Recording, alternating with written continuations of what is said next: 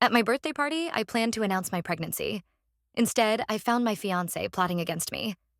I never thought I'd be writing this story, but here I am. You know how people say you never really know someone? Yeah, turns out that cliche exists for a reason. I was at this fancy birthday party in Seattle, my birthday party at the Belltown Loft. Everything looked perfect. Dim lighting, champagne flowing, my closest friends all gathered around. I was 7 weeks pregnant and planning to announce it after cake. No one knew except my best friend Barbara, who kept giving me these little encouraging nods across the room. I excused myself to use the bathroom, and that's when my entire life changed. As I approached the door, I heard my fiancé Jason's voice. Through half an hour, I'll pretend to have a heart attack. She always falls for it. Remember how she paid for my allergies? Once she transfers the money for my treatment, we just disappear. Tickets to Cancun are already booked. Then I heard a laugh that made my blood freeze. Emily, my best friend since college, my maid of honor, the godmother to my unborn child. On her money, by the way, she added. I couldn't breathe. My temples were pounding so hard I thought I might pass out right there. They weren't just planning a scam. They had an entire system worked out with fake diagnoses, forged documents from some corrupt doctor, and even a fake clinic website in Zurich that Emily had created. 3 months ago, I'd received an email that my startup, SafeKid, had secured $2.4 million in investments. These smartwatches for kids that track heart rate, blood sugar, and location were my baby, my dream. Jason had brought champagne that day, kissed me, told me how proud he was. Now I understood why he'd been so interested in when the first payment would arrive. I backed away from the door, my hands shaking uncontrollably. I leaned against the wall, biting my lip so hard I tasted blood. Memories flashed through my mind. Jason proposing in Canada, where Emily coincidentally showed up, our joint bank account. Emily offering to help with my company's accounting. God, I'd been so blind. Taking a deep breath, I wiped away a single tear and plastered on a smile. Not now, I thought. They'll pay for every word. I checked my Apple Watch. Exactly 27 minutes later, Jason clutched his chest, knocked over his glass, and collapsed dramatically to his knees in front of everyone. While guests panicked, I caught Emily winking at him. I knelt beside him, taking his hand. Honey, do you need to go to the hospital? I asked, my voice steady despite the rage building inside me. Under my lowered lashes, I was already calculating my next move. As I drove us to Swedish Medical Center, Jason was in the back seat, moaning softly, with Emily beside him, checking his pulse. I caught their exchanged glances in the rearview mirror. I'm here for you, I told Jason. I'll do whatever it takes.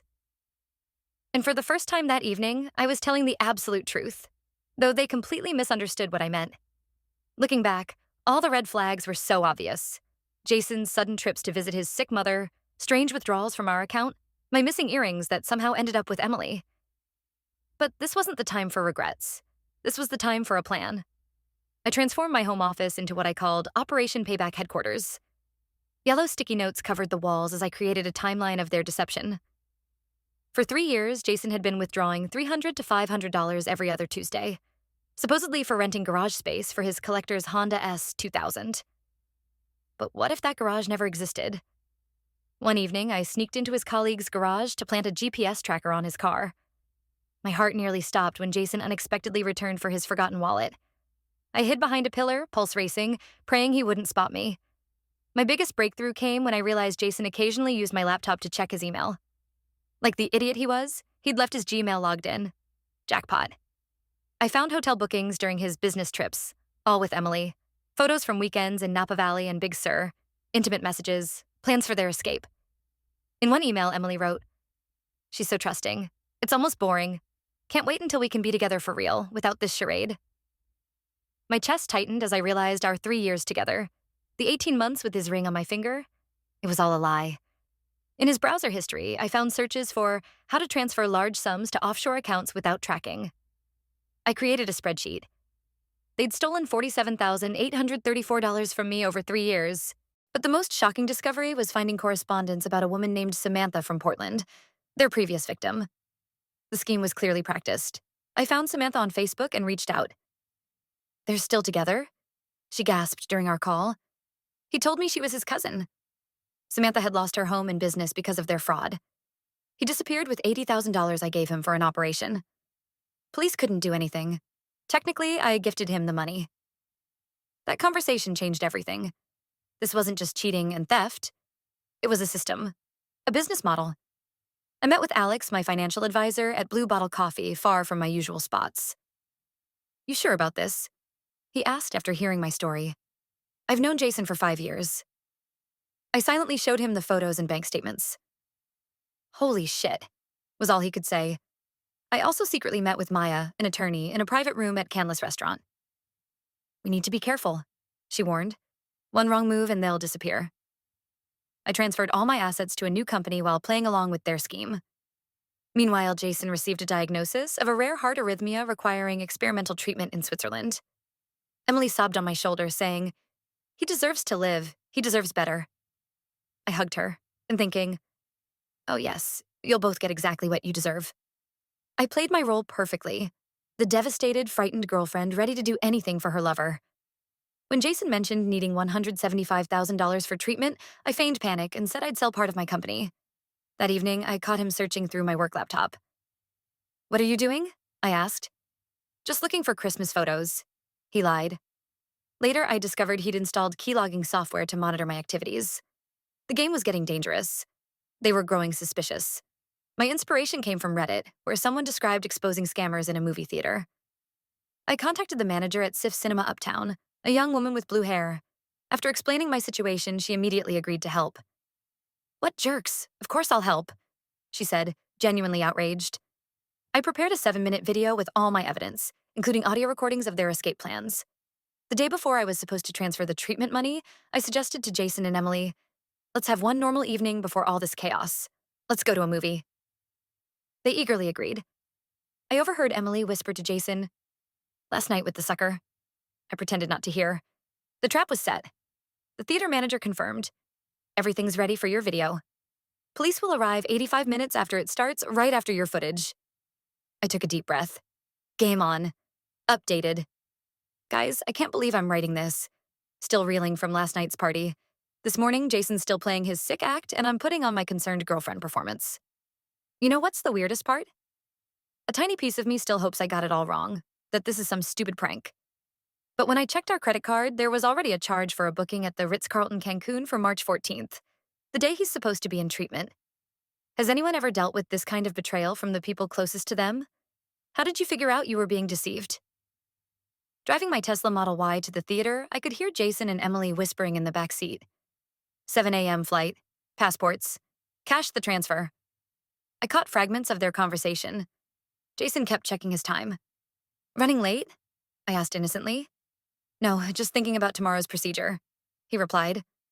Through the rearview mirror, I could see his hand on Emily's knee. Inside the theater, the smell of popcorn and maple syrup filled the air. I insisted on center seats. I want this to be perfect, I said with a meaningful smile. Jason nervously fidgeted with his sweater. Are you okay, babe? I asked. Sure, just nervous about tomorrow. The theater was nearly empty. Just 12 people, including us, an elderly couple, a group of students, and a guy in a hoodie. Witnesses arranged by Maya. Before the movie started, I pretended to get drinks, but actually confirmed everything with the theater manager. All set? Police notified? I whispered. Yes, they'll be here 85 minutes after your video starts, she assured me. During the romantic comedy, I noticed Emily placing her hand on Jason's knee, whispering something. He kissed her cheek, thinking I was absorbed in the film. I thought to myself, enjoy your last minutes of freedom. I kept remembering how Emily had held my hand when Jason proposed, how he'd sworn eternal love. Nausea rose in my throat, but I held it together. 15 minutes left. I gripped the armrest so hard my knuckles turned white.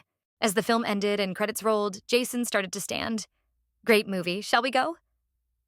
But instead of lights coming on, the screen showed, special presentation, the truth about Jason and Emily. The manager rushed in. Sorry, technical issue with the projector? Jason relaxed, clearly relieved, but it was part of the plan. The manager winked at me, the technical issues were resolved, and suddenly the video began. The first images showed Jason and Emily kissing in my apartment, calling me a stupid, trusting girl. Then came bank transfer screenshots, hotel bookings, recordings of their conversations about the big finale. Jason jumped up, knocking over a popcorn bucket. Turn this off right now. He ran toward the projection booth, but security blocked him. Emily sat frozen, mouth open, then began sobbing. It's fake, it's all lies. On screen appeared a recording of my call with Samantha. Yes, they did the same thing to me. The other moviegoers shifted their gaze from the screen to the screaming Jason. The students started recording everything on their phones. This is a privacy violation, Jason shouted. And what do you call theft and fraud? I replied calmly, standing up. I rose, looking them both straight in the eyes. I placed a thick folder with printed evidence and a copy of my police report on the adjacent seat. The original is already with detectives. You have 48 hours to return every cent, or I'll see you in court. Emily cried. I can explain. Jason grabbed my arm. You can't do this to me. Suddenly, the elderly couple approached. Let go of the young lady, son, the man said firmly. Jason backed away in shock. I thanked them with a nod and headed for the exit as the entire theater applauded. Did you know? I asked the elderly couple by the door.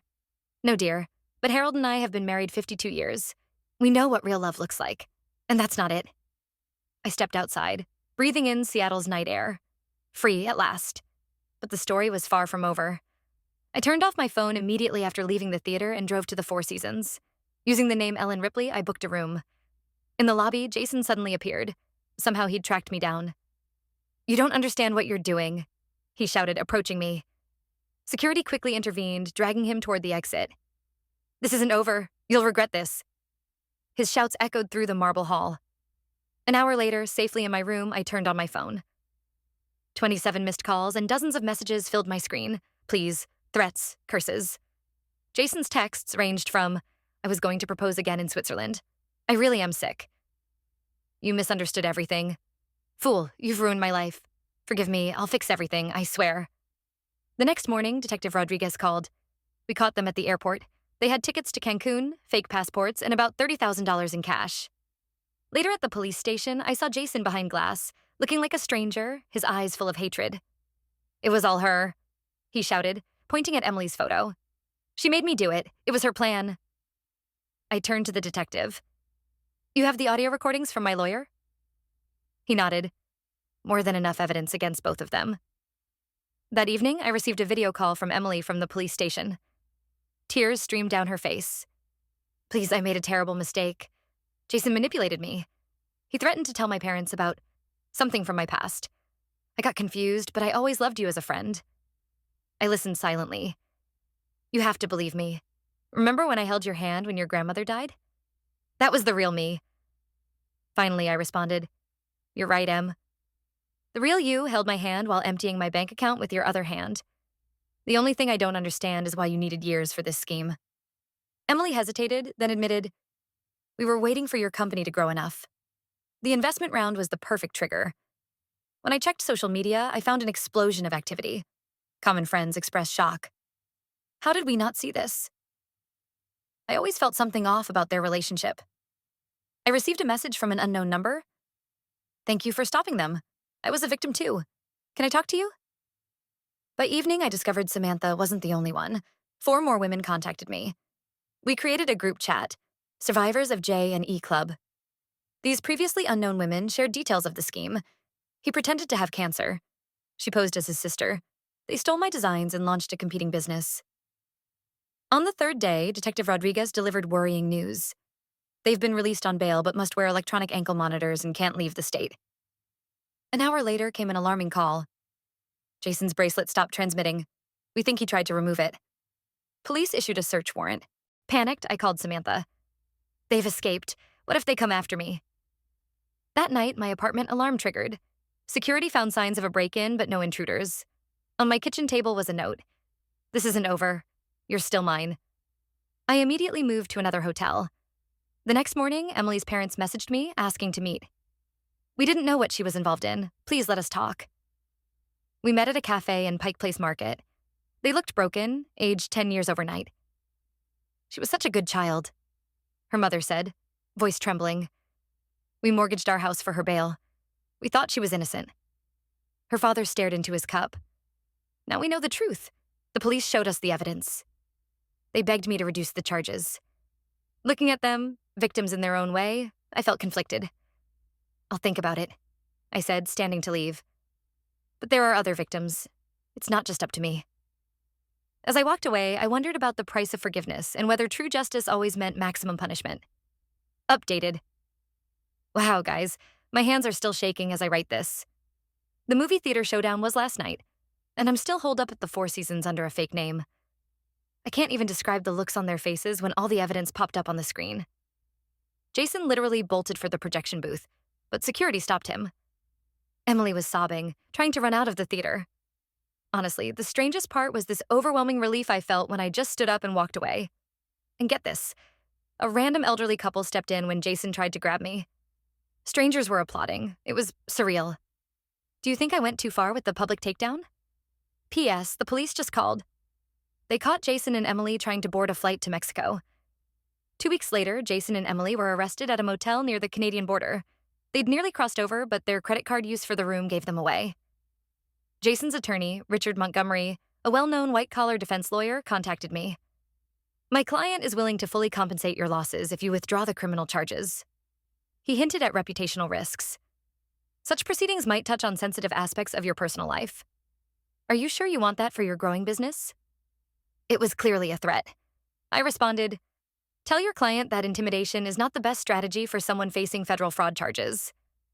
In court, the first surprise came when Emily and Jason sat at different tables with different attorneys. They wouldn't look at each other. Emily's lawyer announced, my client is willing to cooperate with the investigation and testify against Mr. Foster. The second surprise was even more shocking. We also have information about previous schemes, including a case in Toronto where a victim committed suicide after their scam. I stared at Jason in shock. He was pale as a sheet. Did you know about this? I asked Maya. No, she replied. This is new information.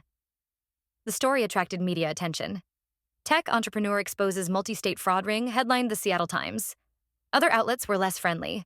Love triangle gone wrong. Tech CEO takes revenge at movie theater. I decided to give one interview to control the narrative, choosing Jade Lee from GeekWire, a respected journalist known for her tech industry investigations. We met in a private library room. I don't want to be that girl who got scammed, I told her. I want people to know this is a systemic problem. Romantic scams destroy lives and businesses. Jade nodded. Tell your story. No filter. The resulting article, Anatomy of Betrayal, How SafeKid's founder exposed a scammer network from her living room, sparked a wave of sympathy and admiration within Seattle's tech community. The day before key hearings, I received an anonymous letter. Inside was a USB drive and a note. For your safety, withdraw your testimony. The drive contained doctored intimate photos supposedly featuring me, an out-of-context recording of me discussing tax avoidance with Alex, and revenge notes from my journal. An obvious blackmail attempt. Without hesitation, I handed the drive to Maya, who contacted the prosecution. This only strengthens our case, she assured me. They're desperate. At the hearing, the prosecutor added witness intimidation to the charges. Judge Ramirez, an elderly woman with penetrating eyes, looked at Jason. This seriously aggravates your position, Mr. Foster. In the middle of the proceedings, when it seemed the evidence was already overwhelming, Emily unexpectedly changed her testimony. I can't live with this lie anymore, she said, looking at me. Everything the prosecution says is true, but there's more. She confessed that she and Jason had used this scenario with at least 7 women across 3 states in Canada. I helped him because I loved him, but after Toronto, after what happened to Rebecca, her voice trembled. I can't carry this burden anymore. Jason jumped up, shouting something to his lawyer. Emily continued. Rebecca was 7 months pregnant when she discovered the truth. Jason told her the baby wasn't his. She did it that night. The courtroom erupted in whispers. The judge banged her gavel, demanding silence. I sat stunned. 7 women, maybe more, and one who couldn't bear it. The verdict came 3 days later. Jason was found guilty on all counts. Fraud, grand theft, criminal scheme creation, witness intimidation. Emily received a lighter sentence thanks to her cooperation with the investigation, but still went to federal prison for 4 years. Jason got 12 years. Leaving the courtroom, I caught Jason's eye as officers led him away. I felt neither hatred nor love, just strange emptiness and relief simultaneously. Was it worth it? Alex asked as we walked out under camera flashes. I don't know, I answered honestly, but I know I made the right choice. That evening, I received a letter from Rebecca's parents. Thank you for doing what we couldn't. Our daughter and grandchild finally have justice. I stared at the letter for a long time, then cried for the first time in months. Not from grief, but from realizing that my pain had created something meaningful. I woke up in my apartment for the first time in months without the weight of the trial hanging over me. Looking at the empty side of the bed where Jason used to sleep, I thought about how many times he'd lain beside me, planning my financial ruin. Strangely, I felt neither anger nor longing, just an odd emptiness. At breakfast, I checked social media. My story continued inspiring women to stand up against their abusers. The hashtag number, not your mark anymore, had gone viral. Someone had even made memes from theater footage that leaked online. I smiled but closed my laptop. Today would be the first day I wouldn't check news about the case. Instead, I put on running shoes and jogged along Elliott Bay, for the first time without fear of being watched. At the office, my team greeted me with applause. "Our hero returns," said Nevin, our CTO. I shook my head. I just defended myself. Let's get back to work. During our Safe Kid meeting, I surprised everyone by proposing a new feature. A safety button that not only transmits a child's location, but automatically records audio and video in emergency situations. If I'd had this function on my phone that day in the bathroom, I explained. The team enthusiastically approved. After the meeting, Alex stayed behind. "Are you okay? Isn't this too personal?" I answered, "It's exactly what's needed. Turning personal trauma into something useful. That's healing." 6 months passed. I was at TechCrunch Disrupt presenting Safe Kid when a tall man with kind eyes approached me. He introduced himself as Marcus, an engineer from a competing company. "Your presentation was impressive, and your story too." He lowered his voice. "My sister went through something similar. Not as extreme, but I understand." I hesitated. Too many fake, understanding people had appeared in my life after the trial, but something in his eyes seemed genuine. We exchanged business cards. A week later, he invited me for coffee. I enjoyed his calmness, his engineering stories, his tales about his sister who now works as a financial scam consultant. But when he suggested dinner, I panicked and refused. Later, I texted an apology. "Sorry, I'm not ready yet." He replied, "I understand. If you ever just want to talk, I'm here." I finally started therapy. I thought I could just move past this, I admitted to Dr. Chen, but I no longer trust my intuition. Dr. Chen, a middle-aged woman with calm eyes, nodded. "That's a normal reaction to the traumatic experience of betrayal." We worked on rebuilding trust, in myself first and foremost. In a support group for financial scam victims, I finally met Samantha in person. "Strange to finally see you face to face," she said, hugging me. "Thank you for stopping them." We discussed how our lives had changed. Samantha admitted that after Jason's scam, she lost not only money but faith in herself. "How do you find the strength to trust people again?" I asked. Samantha smiled. "I don't trust people. I trust red flags, and sometimes I'm pleasantly surprised when there aren't any."